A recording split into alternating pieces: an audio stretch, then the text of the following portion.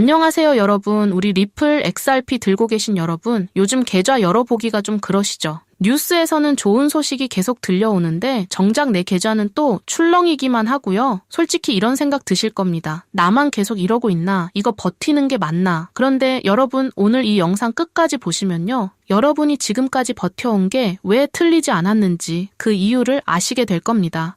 자, 먼저 마음부터 좀 풀고 가겠습니다. 지난 며칠 리플 가격이 위아래로 정말 크게 흔들렸거든요. 하루는 쭉 빠졌다가 다음 날은 또 확 올라오고 롤러코스터가 따로 없었죠. 이거 보시면서 마음 많이 복잡하셨을 겁니다. 그런데요, 여러분, 오늘 제가 겹쳐서 보여드릴 건 딱 3가지예요. 하나, 여러분 계좌가 왜 흔들렸는지. 둘, 그동안 리플이라는 회사는 조용히 뭘 했는지. 셋, 그래서 우리가 뭘 보고 가면 되는지. 이 3개를 겹쳐보면요, 그림이 완전히 달라집니다.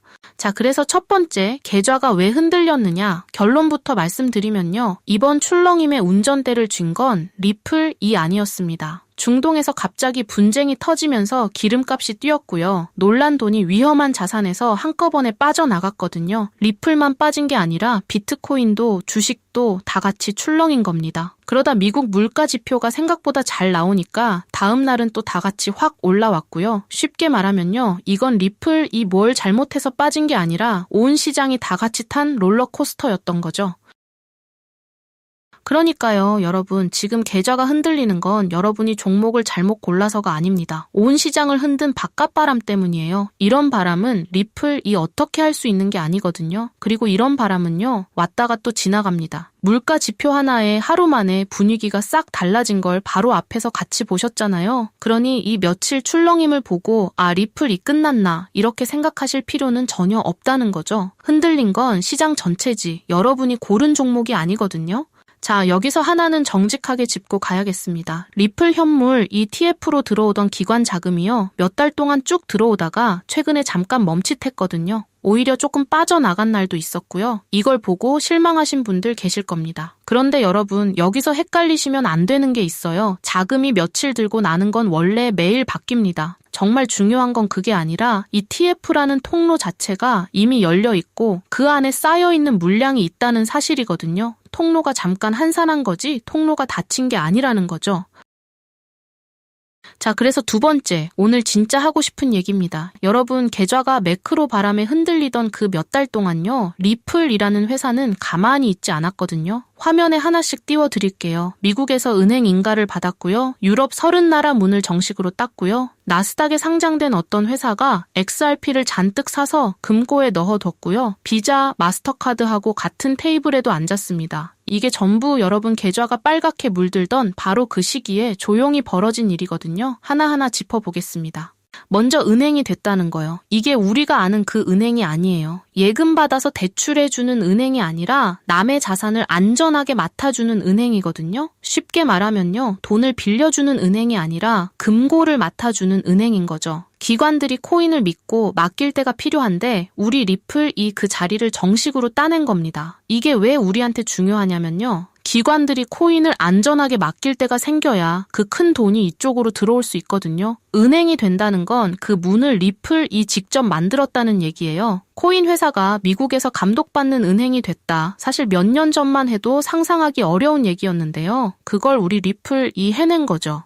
유럽 얘기는 짧게 짚고 가겠습니다. 유럽이 코인 규제법을 새로 만들면서 허가 없는 회사는 이제 유럽에서 장사를 못하게 됐거든요. 그 문턱을 리플은 임시 딱지가 아니라 정식 허가로 넘었어요. 허가증 한 장으로 30나라에서 규제 안에서 정식으로 영업할 수 있게 된 거죠. 남들은 문 앞에서 쫓겨나는데 우리 리플은 그 반대편에 서 있다는 겁니다. 이건 이미 여러분도 얼추 아시는 얘기실 거예요. 그래서 짧게만 짚었습니다. 자, 여기가 좀 놀라우실 겁니다. 나스닥에 상장된 회사 중에 오로지 XRP를 사 모아서 들고 있는 회사가 하나 있거든요. 이름이 에버노스예요. 이 회사가 들고 있는 XRP가 4억 7천만 개가 넘습니다. 공개된 상장 회사 중에서는 제일 많이 들고 있는 거예요. 쉽게 말하면요. 어떤 회사가 회사 금고를 아예 여러분과 똑같은 코인으로 채워둔 겁니다. 여러분이 개인으로 들고 있는 그 XRP를 나스닥 상장 회사가 회사 차원에서 잔뜩 들고 같은 배를 탄 거죠. 회사가 자기 돈을 걸고 XRP에 베팅했다는 거니까요. 이건 그냥 말로만 좋다고 하는 거랑은 완전히 다른 얘기거든요. 그리고 하나 더요. 리플 이 최근에 결제 표준을 만드는 모임에 정식 멤버로 들어갔는데요. 그 자리에 누가 같이 있었느냐? 비자하고 마스터카드예요. 여러분이 매일 긁는 그 카드 회사들이요. 리플 그 사람들이랑 같은 급으로 같은 테이블에 앉은 겁니다. 저는 이게 상징적인 장면이라고 봅니다. 변방의 코인 회사가 아니라 결제라는 큰 판에서 어른들이랑 같이 논의하는 자리에 낀 거거든요. 자, 그래서 이게 다 종이 위의 얘기냐? 아니거든요. 리플 망 위에서 인공지능들이 자기들끼리 돈을 주고받은 거래가 100만 건을 넘었습니다. 한 건에 몇 원도 안 되는 돈을요. 그리고 리플 만든 달러 코인, 그러니까 값이 늘 일정한 그 코인이요. 리플 망 안에서 제일 많이 쓰이는 자리까지 올라왔거든요. 문이 열리는 것과 그 문으로 사람이 실제로 걸어 들어오는 건 다른 얘기인데요. 지금 리플은 문만 연 게 아니라 사람이 들어오기 시작했다는 신호가 하나씩 보이는 거예요. 저는 이렇게 실제로 쓰이는 숫자가 뉴스 헤드라인 하나보다 훨씬 정직한 신호라고 봅니다. 자, 이쯤에서 정직하게 선을 긋고 가겠습니다. 좋은 얘기만 하면 그건 여러분을 속이는 거니까요. 세 가지는 분명히 인정하고 가야 합니다. 하나, 미국에서 코인 지위를 정하는 법이 아직 국회에서 막혀 있어요. 통과될지 말지는 아직 반반이라고 봐야 하고요. 둘, 아까 말씀드린 ETF 자금은 최근에 좀 뜸해졌죠. 셋, 가격은 당분간 바깥바람을 계속 탈 수 있습니다. 이 세 가지는 진짜예요. 그런데 여러분, 여기서 딱 하나만 같이 봐주세요. 지금 그 세 가지 잘 보시면 공통점이 있거든요. 법이 막힌 것도, 자금이 뜸한 것도, 가격이 흔들리는 것도 전부 리플 바깥에서 벌어지는 일이에요. 회사 안이 무너진 게 아니거든요. 회사는 그 시간에 은행이 됐고, 유럽 문을 땄고, 큰 손이 붙었고, 카드 회사들이랑 같은 자리에 앉았습니다. 바깥은 시끄러운데 안은 오히려 더 단단해진 거죠. 그래서 저는요, 리플 가는 방향 자체는 맞다고 봅니다. 원래 시끄러운 건 판이 커지는 막판이 늘 그렇거든요. 이 소음에 겁먹고 지금 흔들릴 이유는 없다는 거죠. 한 가지만 더 말씀드릴게요. 나중에 시간이 좀 지나서 돌아보면요. 지금 이 가격대가 그때가 그렇게 시끄러웠지 하고 얘기하게 될 구간일 수도 있거든요. 판이 조용할 때 다 갖춰지는 게 아니에요. 늘 시끄러울 때 밑에서 조용히 갖춰지는 거죠. 지금 리플 딱 그런 모습이라고 저는 봅니다. 제가 가격이 언제 오른다 이렇게 말씀드릴 수는 없어요. 그건 아무도 모르는 거고요. 다만 회사가 갖춰가는 그림은 여러분이 직접 확인하실 수 있거든요.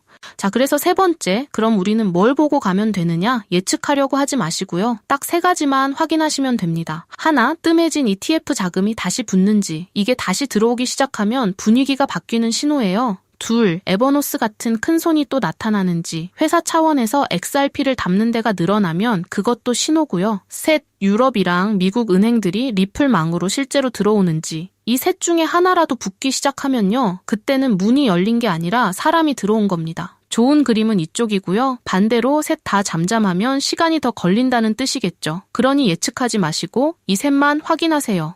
한 줄로 묻겠습니다. 계좌는 바깥바람에 흔들렸지만 리플이라는 회사는 그 시간에 은행이 됐고 유럽 문을 땄고 큰 손이 붙었습니다. 흔들린 건 시장이지 여러분이 고른 회사가 아니거든요. 저는 여러분이 지금까지 버텨오신 그 뚝심이 결국 답이 될 거라고 믿습니다. 소문에 흔들리지 않고 구조를 보는 여러분이 결국 웃으실 거라고 저는 봐요. 앞으로도 여러분 편에서 이 세 가지 신호를 계속 같이 확인해 드리겠습니다. 오늘 분석이 도움이 되셨다면 구독과 좋아요 눌러주시고요. 다음 영상에서 또 뵙겠습니다. 고맙습니다.